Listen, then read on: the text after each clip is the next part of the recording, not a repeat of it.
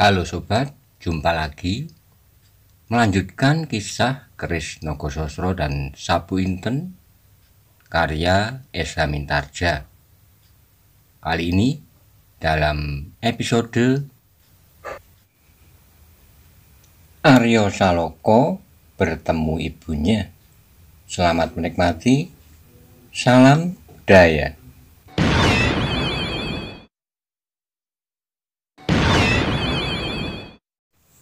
Pada episode sebelumnya dikisahkan setelah pertempuran usai antara Maiso Jenar dan Bugel Kaliki yang dimenangkan oleh Maiso Jenar, kemudian Aryo Saloko dan Maiso Jenar pergi ke tempat di mana ibunya diungsikan dan Kebo Kanigoro membawa Sawung Sariti ke Pamingit.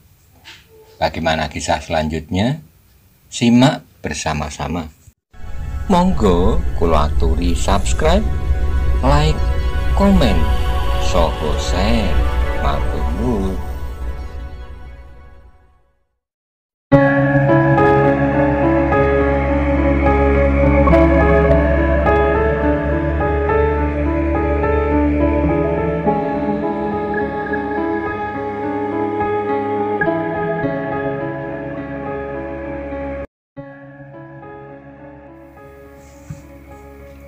Halaman ketiga ini dipagari oleh dinding batu yang sebagian telah rusak. Regolnya runtuh dan rumah yang berdiri di halaman itu pun sudah tidak tegak lagi. Buah gubuk bambu beratap ilalang. Di sinikah ibu beserta bibi itu? Desis Aryo Saloko ragu-ragu. Ya, sahut Maiso Jenar, pasti. Tetapi kata-kata Aryo tertutup. Eyangmu Titis Anganten telah mencoba mempergunakan perhitungan sebaik-baiknya. Kau pasti menduga bahwa ibu dan bibimu berada di rumah yang paling baik di desa ini. Aryo mengangguk. Orang lain pun akan menduga demikian. Karena itulah maka ibu dan bibimu berhasil bersembunyi, sahut Maiso Jenar. Oh, Aryo menarik napas. Ia menyadari kebodohannya. Kemudian dengan dada berdebar-debar ia melangkahi bongkah kayu yang berserak-serak di samping regol halaman itu. Ia terhenti ketika ia sudah di muka pintu. Ketoklah, desis Maiso Jenar. Perlahan Aryo mengetuk pintu rumah itu dan dari dalam rumah itu terdengar sapa perlahan. Suara laki-laki tua. Siapa? Aku kakek, sahut Aryo Saloko. Aku siapa? Orang itu menegaskan. Aryo telah menerima pesan dari Titis Anganten bagaimana ia harus menjawab pertanyaan-pertanyaan yang diajukan kepadanya. Supaya orang di rumah itu percaya bahwa kedatangannya sudah persetujuan Titis Anganten. Orang yang menitipkan dua orang pengungsi kepadanya. Aku kek burung elang dari lereng bukit, sahut Aryo. Mendengar jawaban itu Maiso Jenar menggamit tangannya, tetapi ketika Aryo Saloko menganggukkan kepalanya, taulah Maiso Jenar maksud jawaban itu. Kemudian terdengarlah langkah perlahan menuju ke pintu dan sesaat kemudian terdengarlah derak pintu lerek itu terbuka.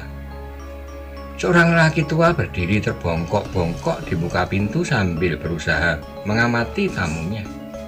Masuklah, orang tua itu mempersilahkan. Terima kasih, kek. Tapi, adakah sepasang pohon regu itu masih di sini? Bertanya Aryo Saloko seperti pesan Titis Anganten. Orang tua itu yakin sudah bahwa kedua orang itu adalah orang suruhan yang menitipkan kedua pengungsi kepadanya. Karena itu ia menjawab, ya, aku telah menjaganya dengan baik. Aryo Saloko dan Maiso Jenar melangkah masuk, dipersilahkannya mereka duduk di bali-bali bambu. Berderak-deraklah suaranya ketika dua sosok tubuh yang gagah itu memberati bali-bali. Orang tua itu pun kemudian berjalan ke sentrong kanan dan terdengarlah ia berkata, Nyai, telah datang utusan dari orang yang membawa Nyai berdua kemari. "Sudahkah kau yakin, kakek?" terdengar suara seorang wanita. "Aku yakin, Nyai," jawab orang itu. Dan saat kemudian dari sentong kanan keluarlah dua orang wanita, jauh lebih tua dari 5-6 tahun yang lampau. Wajahnya pucat dan kekurus-kurusan. Karena itu tanpa sadar Aryo menoleh dan cepat berdiri. Maiso Jenar pun berdiri pula.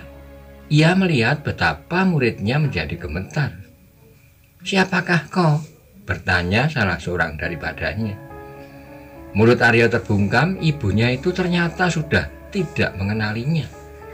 Yang menjawab kemudian adalah Maiso Jenar. "Apakah Nyai lupa kepadaku?" Orang itu mengerutkan keningnya, akhirnya wajahnya cerah dan dengan ragu-ragu ia berkata, "Adi Maiso Jenar." "Ya, aku Maiso Jenar," jawab Maiso Jenar. "Oh," terdengar ia berdesis dan wajahnya menjadi semakin cerah. "Lalu siapa anak muda ini?" Maiso Jenar dapat memaklumi bahwa dirinya sendiri tidak mengalami banyak perubahan. Tetapi Aryo Saloka yang sedang tumbuh itu akan mengejutkannya. Pada saat meninggalkan Bayu Biru, ia tidak lebih dari seorang anak-anak berumur antara 13 tahunan. Dan sekarang ia adalah seorang pemuda perkasa, bertubuh kekar dan berdada bidang. Karena itulah maka Maiso Jenar berkata, "Nyai, bertanyalah kepadanya siapakah namanya." Nyai Gajah Suro menjadi ragu-ragu, tetapi hatinya berdesir ketika melihat anak itu gemetar. Dan kemudian tiba-tiba saja anak muda itu melompat maju berjongkok sambil memeluk kaki ibunya. "Ibu!" Nyai Gajah Suro terkejut dan terloncatlah dari mulutnya, "Kaukah itu?" Aryo Saloka tak kuasa menjawab pertanyaan itu, kerongkongannya terasa tersumbat batu, sedangkan matanya menjadi panas. Wanita itu kini yakin anak itu adalah anak yang pernah dibelainya 6 tahun lalu. Anak yang tidur di pangkuannya, dicium keningnya. Namun sering pula dimarahinya karena kenakalannya. Tiba-tiba tangannya yang lemah memeluk kepala Aryo Saloka dan menekankan ke dadanya, dan terasa tiba-tiba dada yang tipis itu menggelombang. Meledaklah sebuah tangis kegembiraan. "Aryo, bukankah kau Aryo Saloka?" Juga Aryo tidak mampu berkata sepatah pun. Sebagai laki-laki yang tabah menghadapi setiap bahaya maut yang mengancamnya, Aryo adalah seorang berhati baja.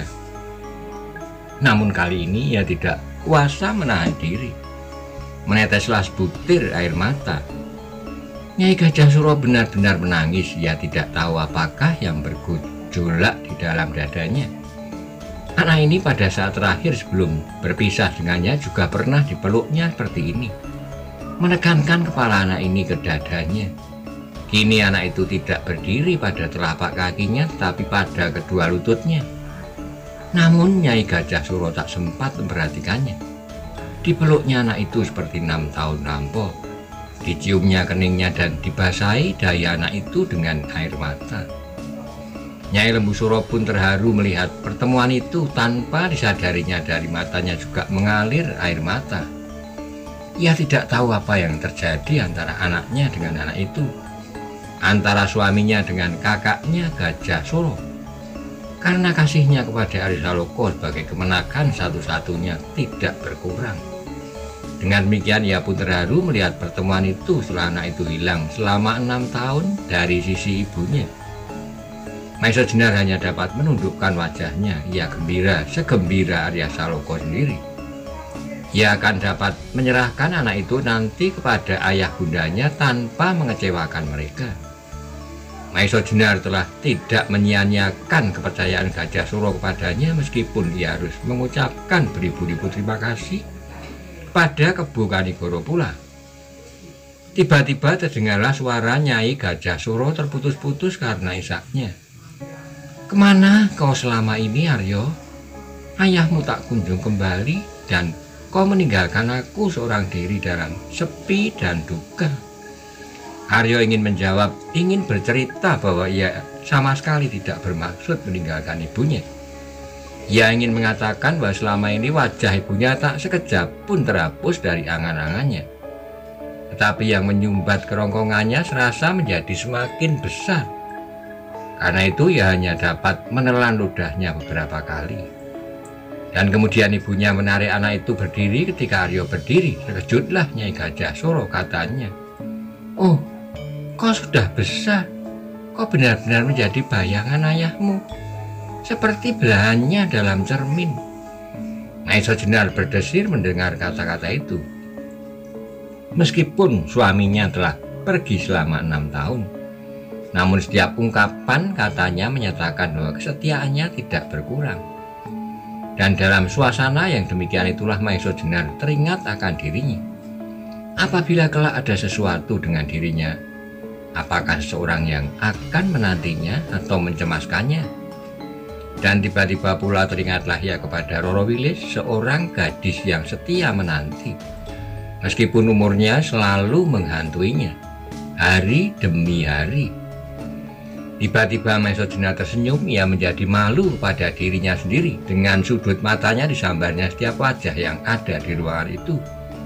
Kalau ada di antara mereka yang melihat perubahan wajahnya. Ia menarik napas dalam-dalam, sedang hatinya berkata, "Jangan berangan-angan seperti pemuda meningkat dewasa."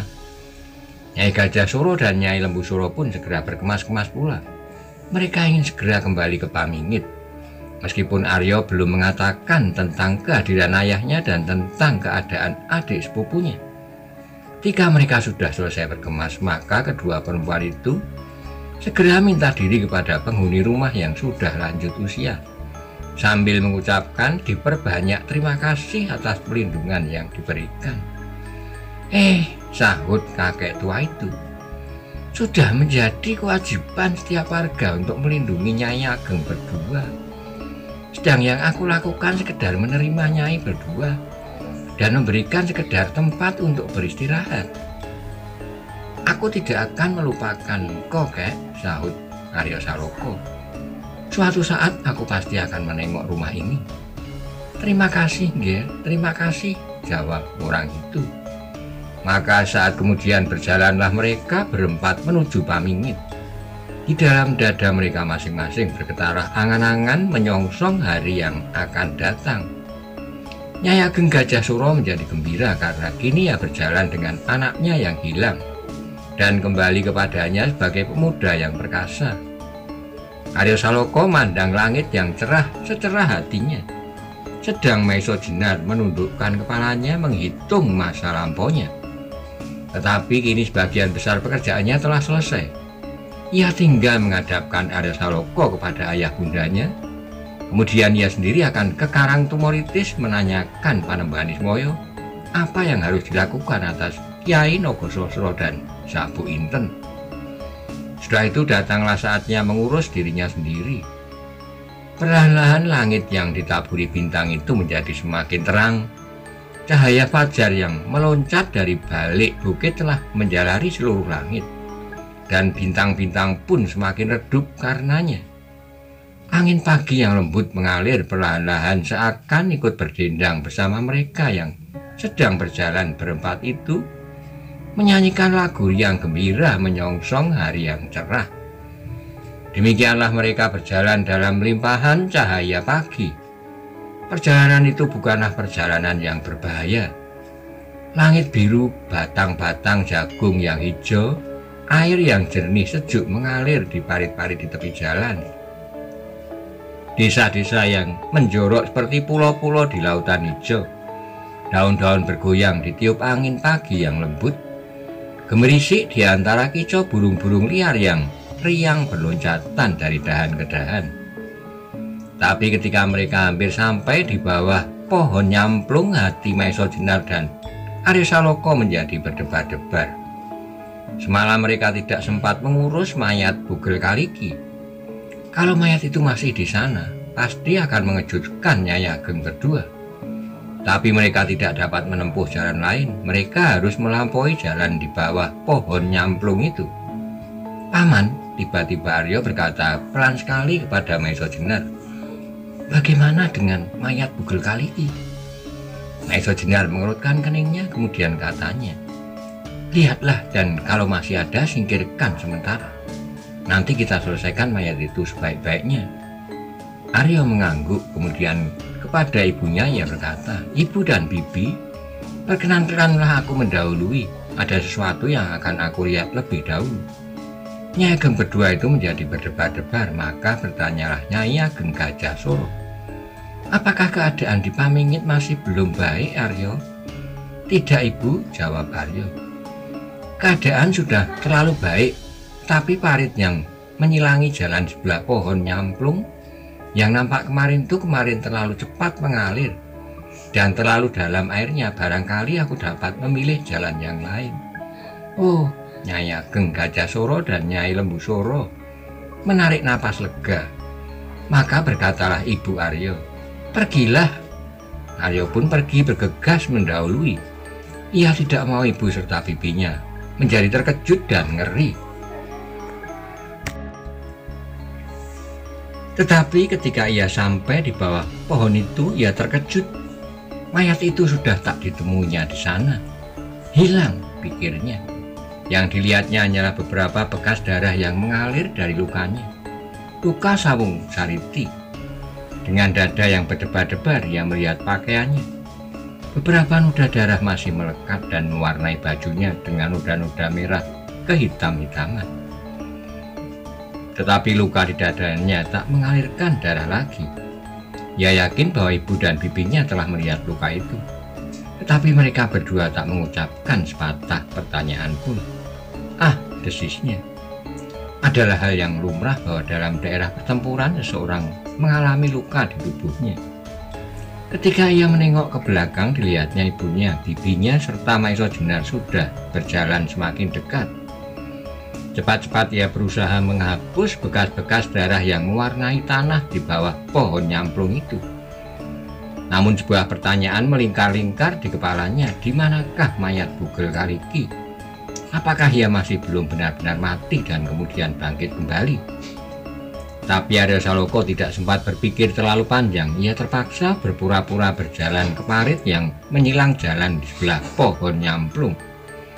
Ia tersenyum sendiri ketika ia melihat aliran airnya yang bening kemericik di antara batu-batu kecil yang berserak-serakan di atas pasir. Aliran air di parit itu masih seperti kemarin, tidak lebih dari setinggi betis. Gumam Aryo. Tidak mungkin parit sebesar ini menjadi berarus deras dan dalam. Ibu serta bibinya itu pun menjadi semakin dekat. Dari jauh mereka melihat Aryo Saloka membungkuk-bungkuk kemudian duduk di tanggul parit di bawah pohon nyamplung. Tetapi mereka tidak tahu apakah yang sudah dikerjakan oleh anak itu. Ketika itu Aryo sedang memungut sebatang pedang yang dipergunakan melawan Sawung Sariti serta sebatang pedang Sawung Sariti sendiri, yang kemudian keduanya dipergunakan oleh Sawung Sariti untuk melawan Bugel Kaliki. Nyai Ageng Gajah Suro beberapa kali mandang langit yang biru bersih di Soropadan. Kemarin setetes pun tak turun hujan. Kalau demikian maka di bagian timur pasti hujan lebat kalau parit itu benar-benar banjir. Ketika mereka sampai di tepi parit itu, maka Nyai Ageng Gajah Suro pun menjadi heran. Parit itu tidak lebih dari sebetis dalamnya. "Sudah tidak banjir lagi, Aryo?" ia bertanya. "Tidak, Ibu," jawab Aryo. Nampaklah beberapa pertanyaan masih tersimpan di dalam wajah ibunya, namun tak satu pun yang terkatakan. Ketika mereka sudah melampaui parit itu dan berjalan menyusur jalan kecil, maka berbisiklah Maiso Jenar, "Bagaimana dengan mayat itu?" "Hilang," bisik Aryo singkat. Maiso Jenar mengerutkan keningnya. "Hilang?" Ia mengulang. "Ya, hilang," jawab Aryo.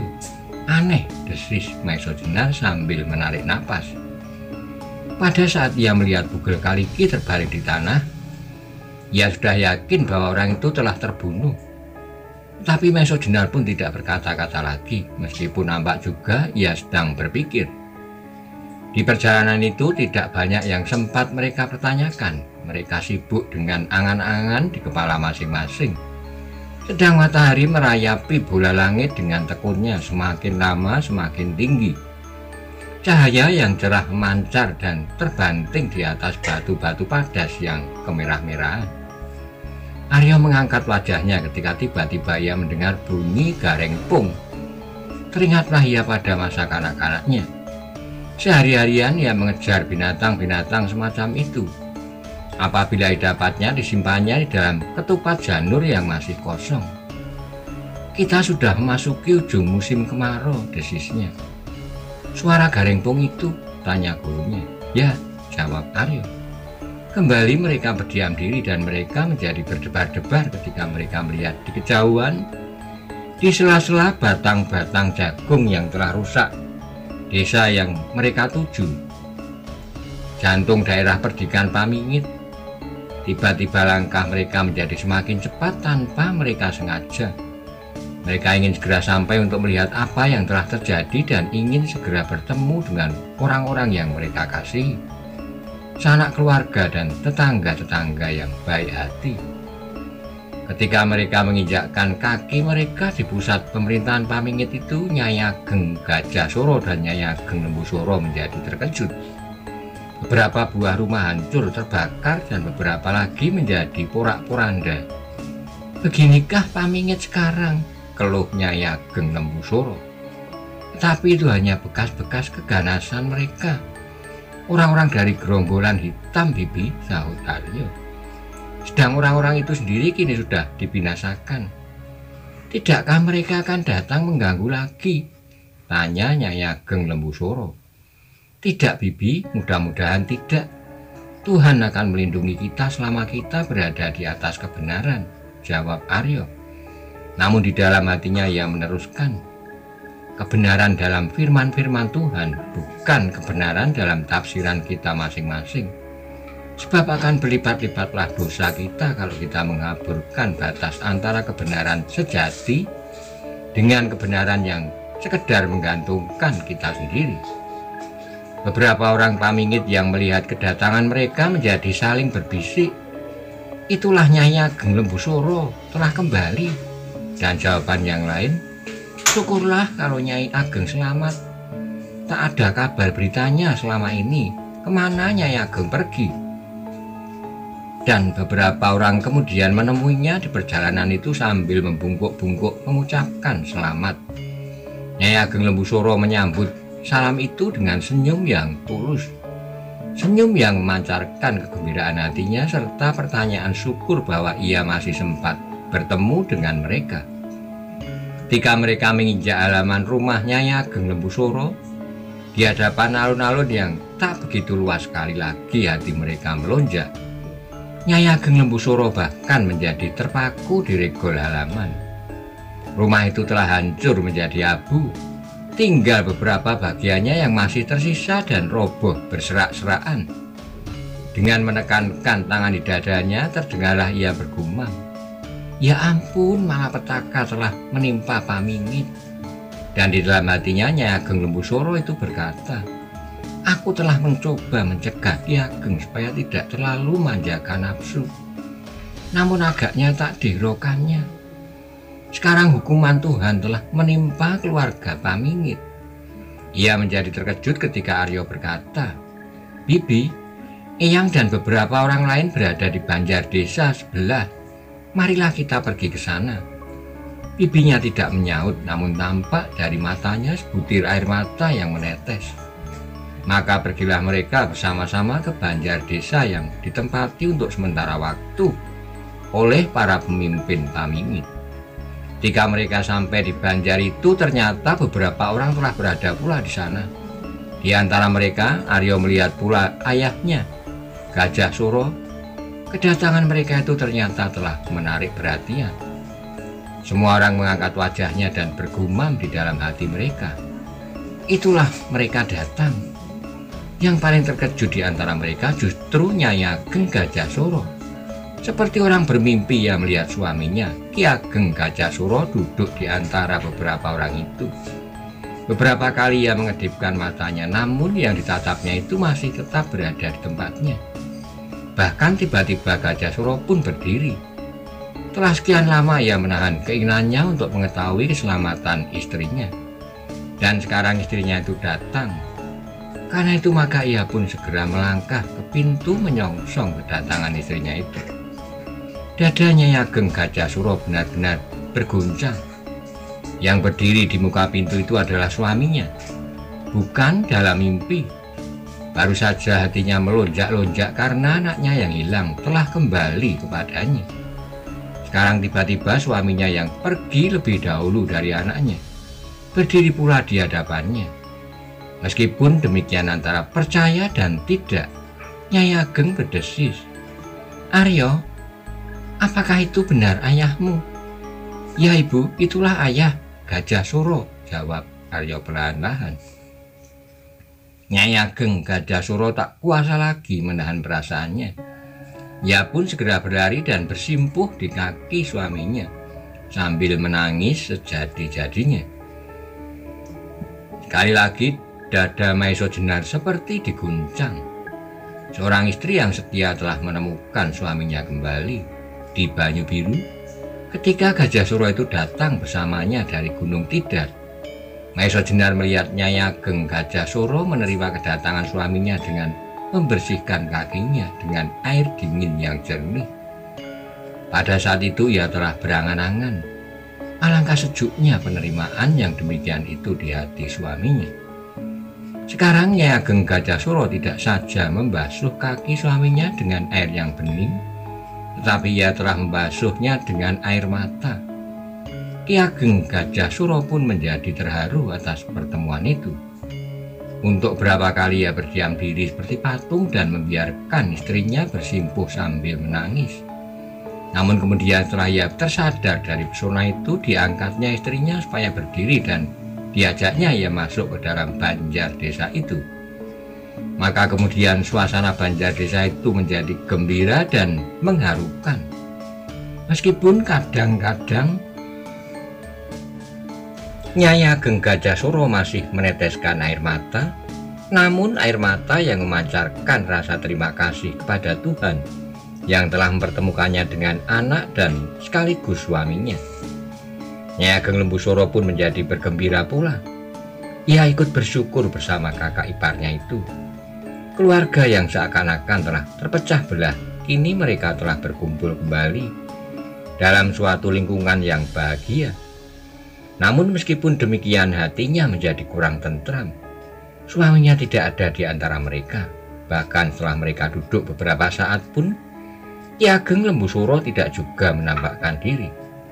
Meskipun demikian ia tidak sampai hati untuk menanyakannya. Tapi Nyai Ageng Lembu Suro tidak dapat menghindarkan diri dari perasaan gelisah. Di dalam peperangan dapat saja segalanya terjadi. Karena itu maka ia menjadi bercemas hati. Beberapa saat kemudian datanglah seorang pamingit ke banjar desa itu. Kepada Wulungan yang duduk di dekat pintu ia berkata, "Kakang Wulungan, apakah Angger Arya Saloka telah datang?" "Ya," jawab Wulungan, "belum terlalu lama." Beserta Nyai Ageng Gajah Suro dan Nyai Ageng Lembu Suro, orang itu berjalan pula. "Ya, beserta keduanya," jawab Wulungan pula. Orang itu berhenti sejenak, kemudian ia berkata pula perlahan-lahan, "Ki Ageng Lembu Suro minta mereka datang ke pondoknya. Ki Ageng tak dapat hadir di Banjar pagi ini." Wulungan mengerutkan keningnya. Ia sudah tahu kalau Sawung Cariti terluka. Karena itu ia tidak bertanya lebih lanjut, sebab ia sudah menduga bahwa Nyai Ageng Lembu Suro belum diberitahukan akan hal ini. Karena itu ia berkata, "Baiklah, aku diberitahu akan hal ini." Karena itu ia berkata, "Baiklah, aku persilahkan Nyai Ageng Lembu Suro nanti segera datang." Setelah orang itu pergi, kecemasan benar-benar mencekam dadanya Ageng Lembu Suro. Dengan tergagap ia bertanya, "Mengapa dengan Ki Ageng Lembu Suro?" "Tidak apa-apa, Nyai," jawab Wulungan. "Ki Ageng Lembu Suro dalam keadaan sehat walafiat. Mungkin ada yang harus diselesaikan di pondok Ki Ageng. Maka sebaiknya Nyai Ageng pergi ke sana. Marilah aku antarkan." Kemudian pandangan mata Wulungan pun beredar berkeliling pada Arya Saloka, Maiso Jenar, Gajah Suro, dan yang lain-lain dengan melontarkan pertanyaan, "Bagaimanakah dengan Angger Arya Saloka dan yang lain?" Aryo Saloka dan Maesa Jenar yang telah mengetahui keadaan Sawung Sariti pun segera menjawab hampir bersamaan. "Aku ikut serta." "Marilah," sahut Wulungan. Dan saat kemudian hampir semua orang di Banjar Desa itu pun pergi ke pondok Ki Ageng Lembusura yang tidak begitu jauh dari Banjar Desa itu. Nyai Ageng Lembusura, Nyai Ageng Gajah Sura sendiri, Maesa Jenar dan Aryo Saloka diantar oleh Wulungan. Jarak yang hanya beberapa ratus tombak itu bagi Nyai Ageng Lembusura terasa begitu panjangnya.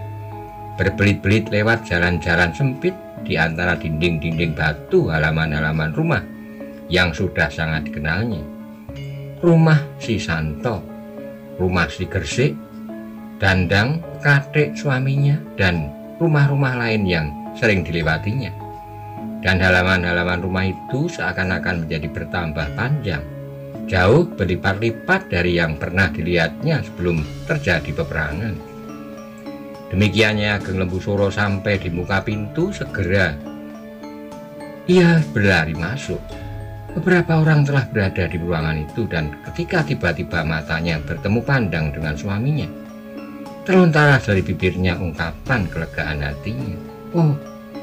Tetapi saat kemudian kembali dadanya berguncang ketika pandangan matanya terbanting di atas bali-bali bambu, di mana sosok tubuh sedang berbaring dikerumuni oleh beberapa orang mertuanya, Ki Ageng Suradipoyono, seorang yang belum dikenalnya, dan dua orang gadis yang belum pernah dilihatnya pula. Ketika orang-orang itu melihat kehadirannya, segera mereka menduga bahwa itulah Nyai Ageng Lembusura. Dan karena itu segera mereka menyibak. Barulah kemudian Nyai Ageng Lembusura melihat dengan jelas siapakah yang terbaring di atas bali-bali bambu itu. Anak laki-lakinya, Sawung Sariti. Saat dia menjadi terbungkam melihat tubuh yang pucat dan memejamkan mata itu, tubuhnya menjadi gemetar dan tiba-tiba ia memekik sambil berlari memeluk tubuh Sawung Sariti. "Sariti!" Terdengar suaranya meninggi dan kemudian kata-katanya hilang tenggelam dalam tangisnya yang meledak. Sawung Sariti mendengar jerit itu, perlahan-lahan ia membuka matanya. Ia masih merasa betapa mesra ibunya memeluk tubuhnya sambil membasahinya dengan air mata. "Ibu," desisnya perlahan-lahan. "Dek, mengapa engkau?" tanya ibunya sambil menangis. Diciumnya kening anaknya beberapa kali, tak seorang pun yang dapat melepaskan diri dari cengkraman keadaan itu. Semua orang menundukkan kepalanya. Sawung Sariti adalah satu-satunya anak Nyai Ageng Lembusura. Dan sekarang jiwa anak itu berada di ujung bahaya. Tapi Sawung Sariti sendiri tersenyum dengan penuh keikhlasan. Sekali lagi ia mencoba memandang semua orang yang hadir di ruangan itu. Ibunya, uwonya suami istri Ki Ageng dan Nyai Ageng Gajah Sura, ayahnya, eyangnya yang telah mendidiknya dengan tekun dan mengharapkan dapat menyelamatkan daerah ini dari tekaman orang-orang dari golongan hitam. Kebu Kanigoro yang perkasa yang telah mendukungnya sampai ke tempat ini. Maesa Jenar yang mengagumkan baik kekuatan jasmaniahnya maupun rohaniahnya, serta sifat-sifatnya yang sebagian menurun kepada muridnya Aryo Saloka, Roro Wilis, dan gadis lincah yang bernama Endang Widuri. Akhirnya ia melihat wajah kakak sepupunya itu, betapa sejuk dan selunak hati gurunya. Tiba-tiba terdengar bibirnya berdesis, "Kakang Aryo, kemarilah."